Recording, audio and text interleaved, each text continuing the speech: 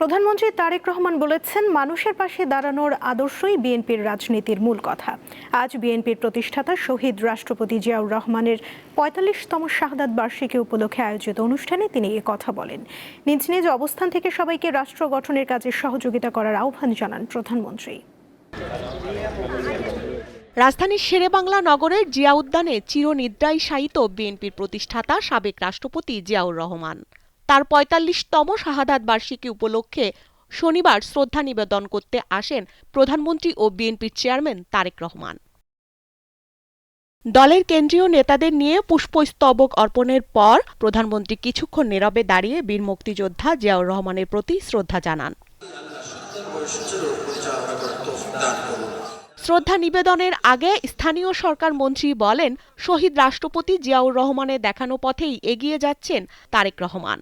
তারই যোগ্য উত্তরাধিকারী প্রধানমন্ত্রী, তার নেতৃত্বে আমরা আবার সেই বিপ্লবী কর্মসূচিগুলো শুরু করেছি।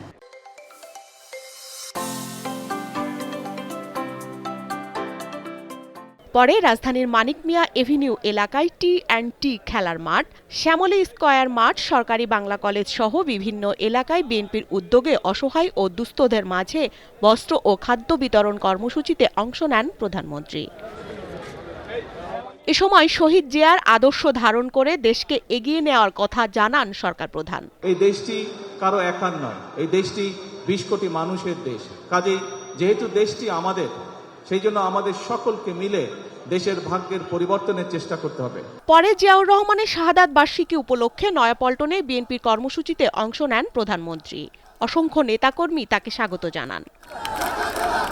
দায়িত্ববোধের মাধ্যমে একটি সুন্দর সমাজ গড়ে তুলতে সবাইকে এগিয়ে আসার আহ্বান জানান প্রধানমন্ত্রী। রাজনীতির বাইরেও আমরা চেষ্টা করব যার যার স্ব অবস্থান থেকে যার যার সামর্থ্য অনুযায়ী অসহায় দুস্থ মানুষের পাশে যাতে আমরা দাঁড়াতে পারি, তাদের প্রতি আমরা সহযোগিতা সাহায্যের হাত বাড়িয়ে দিতে পারি।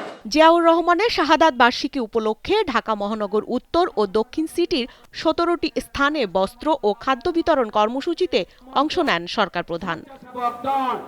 স্বস্তিকা সিংহ, দীপ্ত সংবাদ, ঢাকা।